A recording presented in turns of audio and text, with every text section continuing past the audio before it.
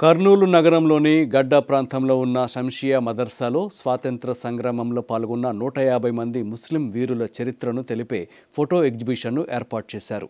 ఈ ఎగ్జిబిషన్ను నగరంలోని వివిధ పాఠశాలలకు చెందిన విద్యార్థులు, ఉపాధ్యాయులు, పౌరులు వీక్షిస్తున్నారు.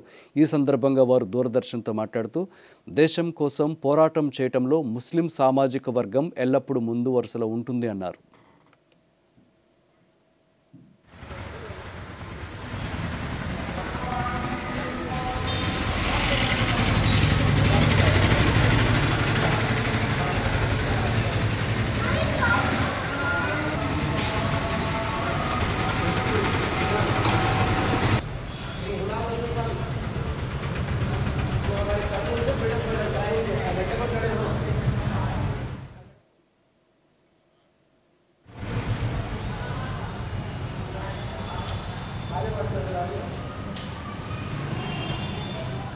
ఇంతకు ముందు వరకు మా పిల్లలకి ఇంతమంది మన కర్నూలు నుండి ఇంతమంది ఫ్రీడమ్ ఫైటర్స్ ఉన్నారని తెలియదు. ఇక్కడికి వచ్చిన తర్వాత వీళ్ళు ఎక్స్ప్లెయిన్ చేసిన తర్వాత అలాగే ఇక్కడ ప్రతి డిస్క్రిప్షన్ ఉంది.